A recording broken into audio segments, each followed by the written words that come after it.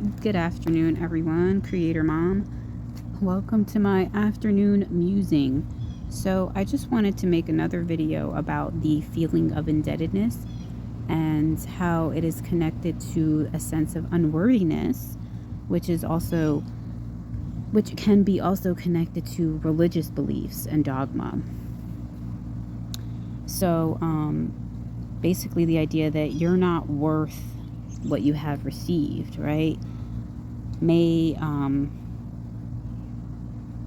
may have a hard time receiving good things, receiving gifts, maybe from people, receiving compliments,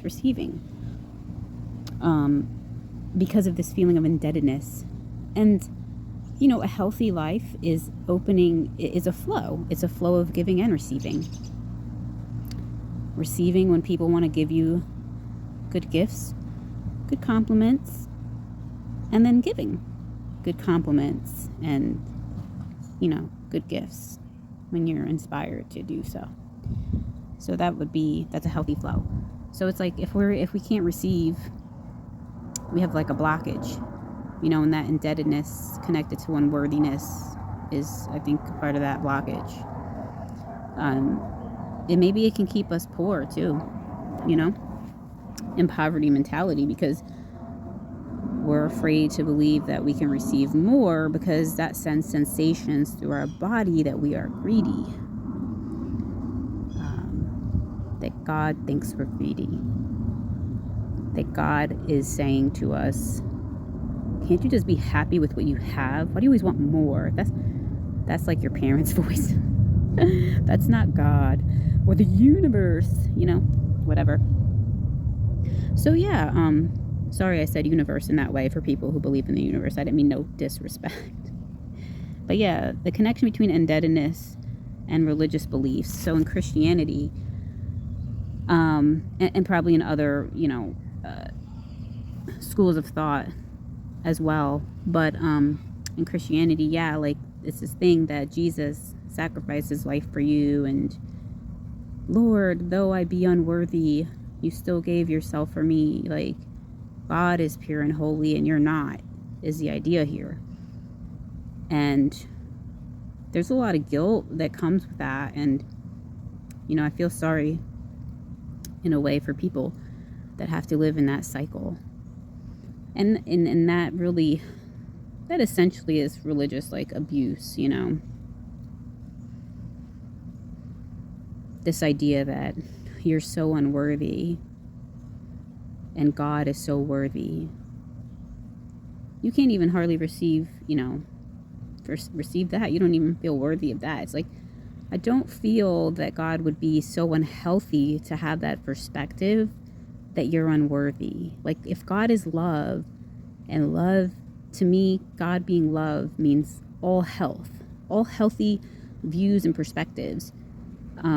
Seeing it is narcissistic. It is narcissistic because narcissists sit above in superior ways and see like, oh, I've given you this gift and you're so unworthy of it, but I gave it to you anyways. Can't you be thankful for what I've done for you? This is how narcissists like to sit above other people and their superiority. And God doesn't have a superiority complex, right? Humility is one of God's characteristics. And humility places yourself at the same level of other people. You can have humility and be rich as fuck, because you don't see yourself as being better than others. You see yourself as equals, whatever, And I believe that God embodies that humility. So it doesn't make sense that God would want you, friend, to see yourself as unworthy. That would be very almost offensive. But then again, God isn't easily offended either. He's not offended at all, actually, right? Because love doesn't get offended, apparently. So to me, that means God doesn't take offense either. So yeah, fixing how we see God, fixing our religious trauma. I can recommend, if you're a Christian, I can recommend Mike Popovich. He has a channel called Freedom Ministries. If you type in YouTube Freedom Ministries, Mike Popovich, really healing stuff. He really cares about going into the Hebrew and the Bible and kind of reveals how so many things have obviously been twisted, which I think a lot of people know, but we don't want to stay there. I feel like a lot of people stay at this place where they're like, the Bible was written by man and it is, it is twisted. And they kind of stay in this state of like anger towards anything having to do with God. It's just like, we can move past that by also learning, well, what does it really mean? What message is really being conveyed here?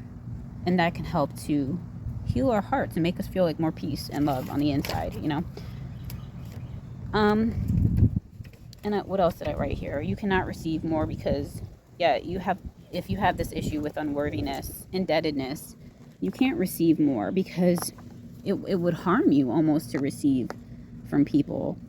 I feel like I saw this in my grandmother too. She could never receive, and I don't know why, I'm not going to assume, but I would think that you can't receive because it would increase your feelings of guilt and increase your feelings of unworthiness and indebtedness, and that is too heavy. So it's just like, I'd rather just not receive anything, because I'm going to have these feelings and I don't want those feelings, And also, not to mention narcissistic people, that's what they do. That's the whole scapegoating thing, is putting their feelings of unworthiness onto you. So yeah, going through that and kind of realizing that and healing that. And then I wrote that this feeling of indebtedness and unworthiness affects how we pray. Or you could say how we pray, how we manifest, how we believe for ourselves because we don't believe we deserve it, We feel like I should just be thankful for what I have and never want or ask for more. And so, yeah, if there is something more that you want and you're not asking for it and you're not believing for it, just because you'll feel like you're greedy or selfish, then obviously healing needs to take place there. Because, God is abundant. He gives you the desires of your heart. And if you have feelings that you're selfish, then that's not coming from God. It's coming from this, the devil, if you will. It's coming from wrong conditioning, essentially. So yeah, really going through and picking out what is love and what is wrong conditioning could really be helpful in our lives. And that's all I want to share for this Saturday. Take care.